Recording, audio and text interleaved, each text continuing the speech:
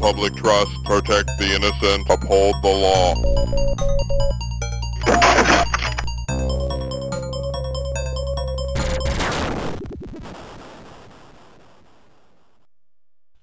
When the opportunity to buy the video game license for a low-budget, futuristic sci-fi action movie came along, featuring a bunch of nobodies with the main protagonist being half man, half robot, Ocean Software snapped it up.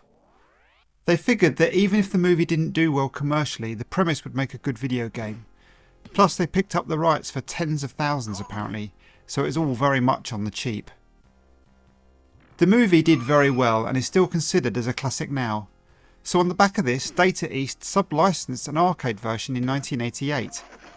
The arcade version is interesting because you get to see Ocean's logo on the title screen and on the arcade cabinet itself. Ocean then took this arcade version and ported it to the home systems, including the three that are doing battle today, the CPC, C64 and the ZX Spectrum. This is the second episode of my 8-bit battle series, so if you want to know more of the details of how this is going to work, then check out episode 1, which I'll put a link up here. So how well did the home ports of the arcade version fare on the three main home computers of the day? Let's find out. The first up is the Amstrad CPC version.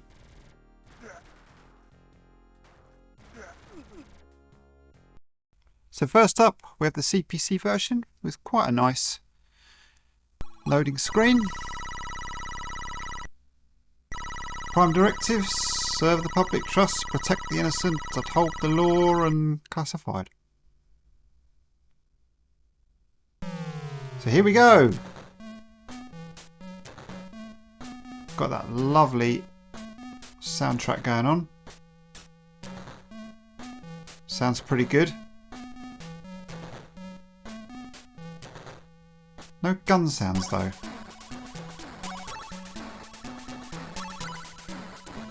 I do wonder actually if you turn the music off. There was an option to turn the music off whether you get the gun sounds. I've never tried that. So ways it differs from the arcade version. So firstly, you can't jump. Secondly, you get a power meter, which you can see in yellow there, but you also get 3 lives. Because obviously in the arcade, once you die, they want you to insert more coins, which you're not going to do in your home computer. And thirdly, you get ammo, which I hate, to be honest. The Spectrum version is the same.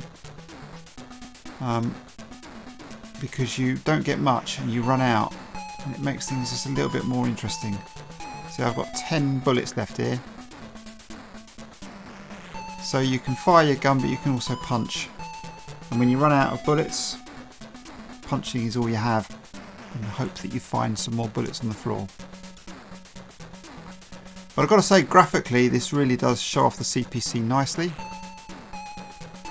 Colours are nice and bright, and Robocop is well represented here.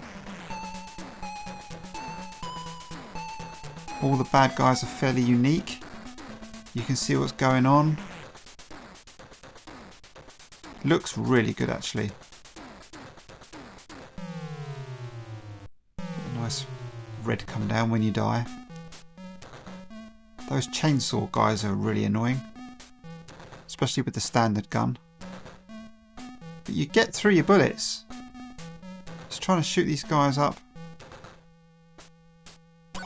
above you. The soundtrack is brilliant though. Got some more bullets here.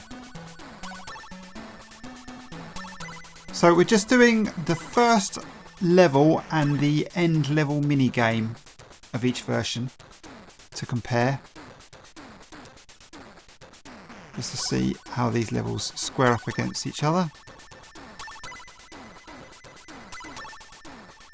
This is my first time playing the CPC version. I played the other 2 versions when I was younger. Haven't picked them up in recent years, so I'm interested to see how they fare, particularly the Spectrum version, which I absolutely adored back in the 80s. But I haven't really played it since. So it'll be interesting to see how it fares and how it compares to these versions. Because I'm not being funny, but this CPC version is bloody good. chainsaw guys are annoying. I mean, it's got everything. It's fast. It's as playable. I mean, Robocop's not the most playable game. The controls can be a bit awkward. But this is as playable as the arcade. Albeit you can't jump. I'm at the end of the level here. I can't go any further than that, so I have to shoot these guys at an angle.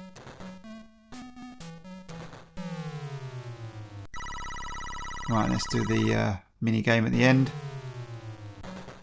So we've got to shoot the bad dude. If we shoot the woman, then we lose some of our health. You can see a little bit goes down there when I shoot her. I haven't got much health left, so this is pretty tricky actually. I'm probably going to lose a life here. It doesn't matter because I'm going to finish looking at this version after this bit.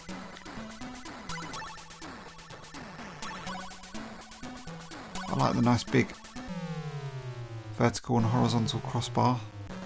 Crossbar? Crosshair? Not flipping football. Right, let's get this bad dude shot.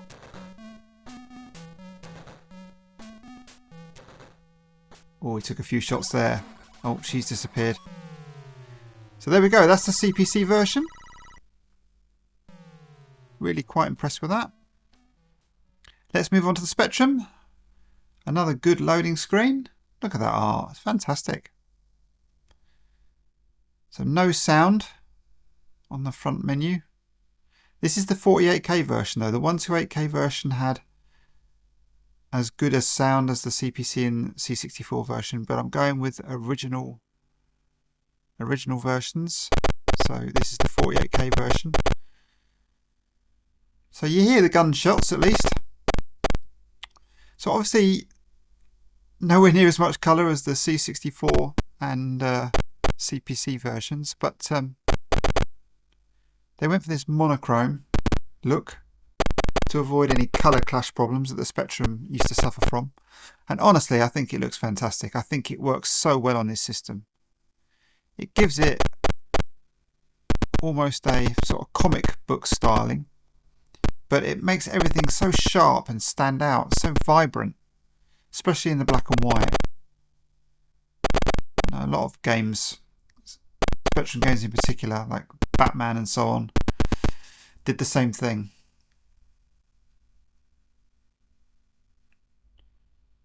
Not doing very well here.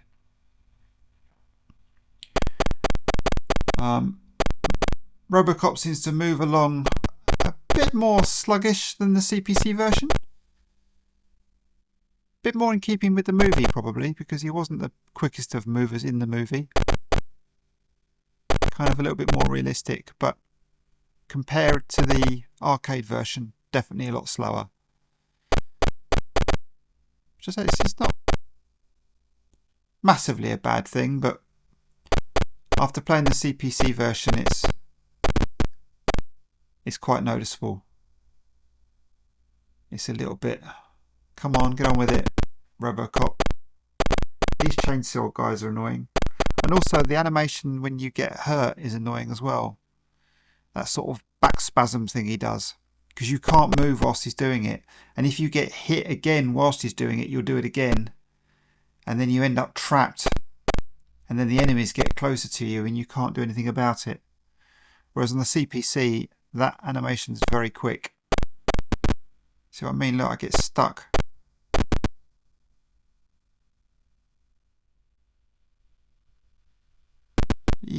Let's see what I mean. Look, I'm getting absolutely mortaled from the guy above, and then I can't move from the guys left and right of me.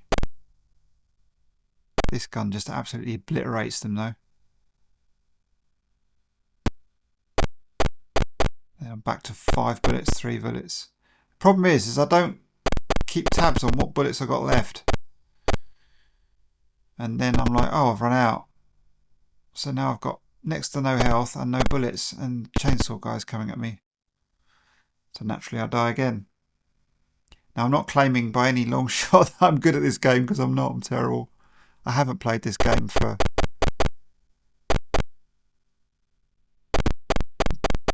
well over 30 years. I'll just try and do the maths then. Jesus. And I absolutely loved this game. I was obsessed with it because I wasn't quite old enough to see the movie, so I had to wait for it to come out on video, and my mate had 2 video recorders, so he did copies of it. See what I mean? Look, I get stuck. Oh, they've left me alone. And I just watched it to death. Absolutely loved it. So having the video game as well. What a license they bought, eh?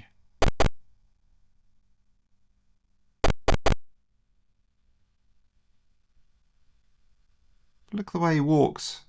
So well defined. Now, I will say though, after a while, and I'm putting this down to my age because I never remember this when I was younger, but it did make my eyes strain a little bit.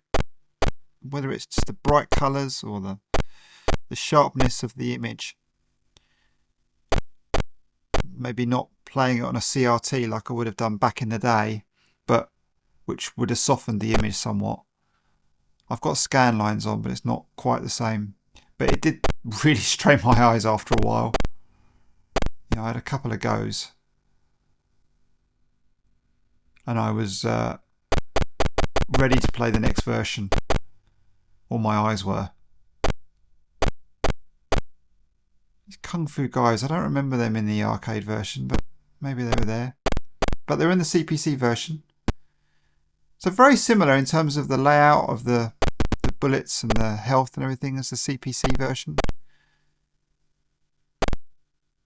It's almost identical in terms of presentation. Just obviously lacking in the sound and lacking in the colour. And the speed.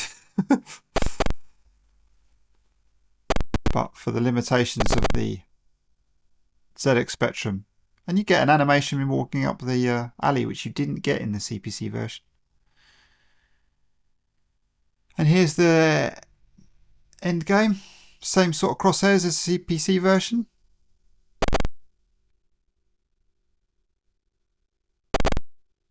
And he just seems to be standing in one spot here, which makes him somewhat easier to shoot.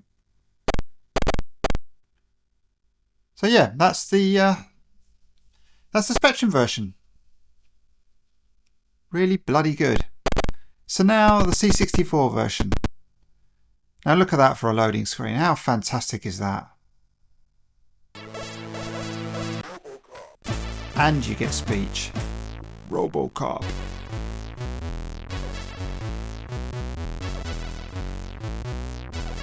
Now, it doesn't seem quite as smooth as the Amstrad version, but graphically it seems sharper.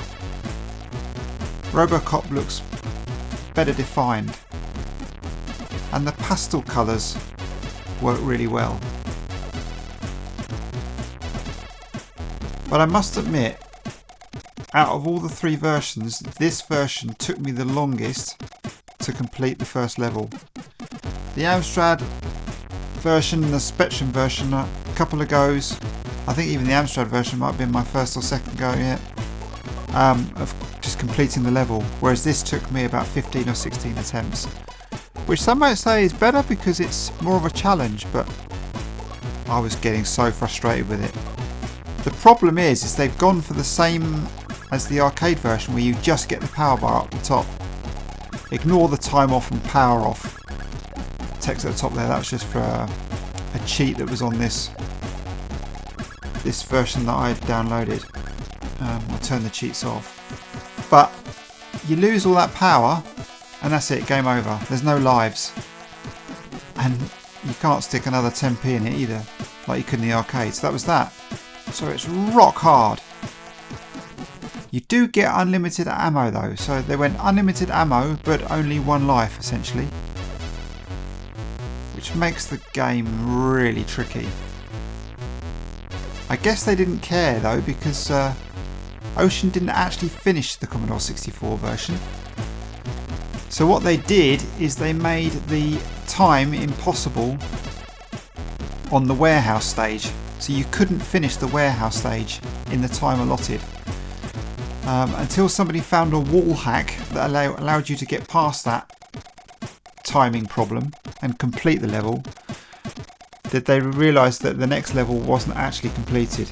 It's just, you see Robocop and then just a load of garbage on the screen. And they actually sold it like that. Absolutely crazy. So here's the end level mini game. Really tough with a little crosshair.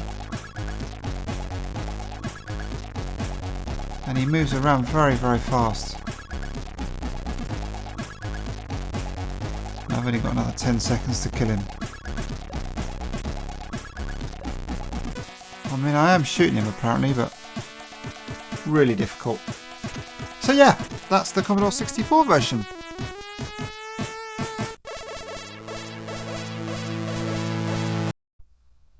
So that's all three versions. What did you think?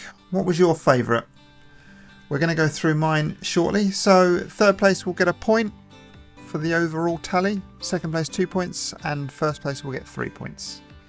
So in third place, scoring 67 out of a possible 100 points, is the ZX Spectrum version.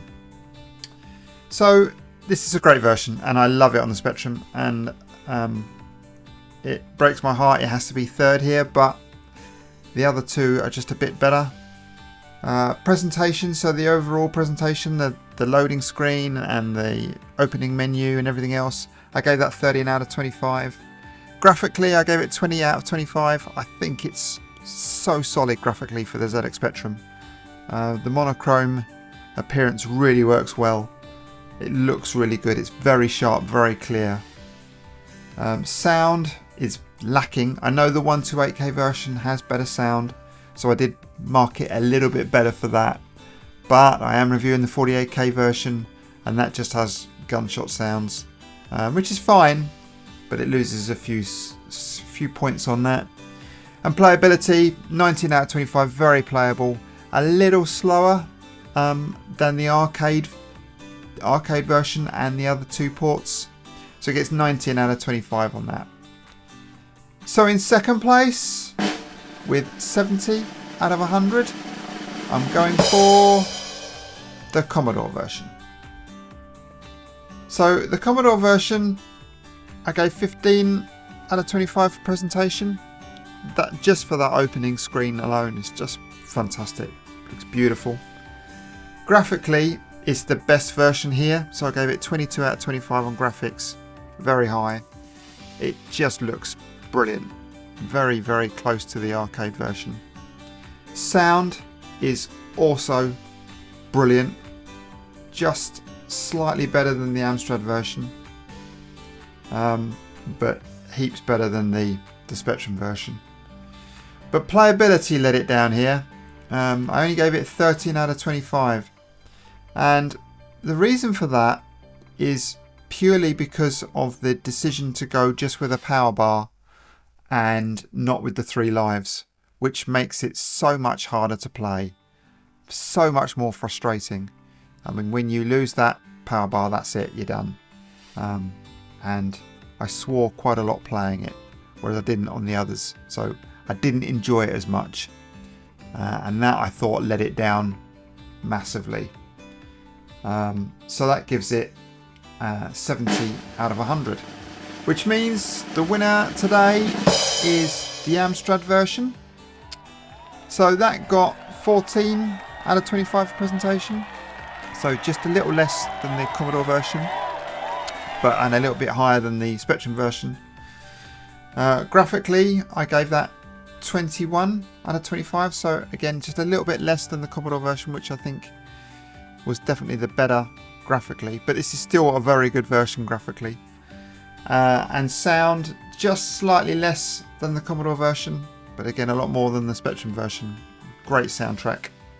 And playability, 21 out of 25. Very fast, very quick to play, very much like the arcade port. No jumping, but none of them really have jumping. I know the Commodore one you can sort of jump up, but doesn't really count. So yeah, so the Amstrad version wins today. So there's the tally up of the points so far. Amstrad just out on top. So let's see how they get on the next one. As always, if you like this, don't forget to like and subscribe. I can never say that bit. And I'll see you on the next one. Bye for now.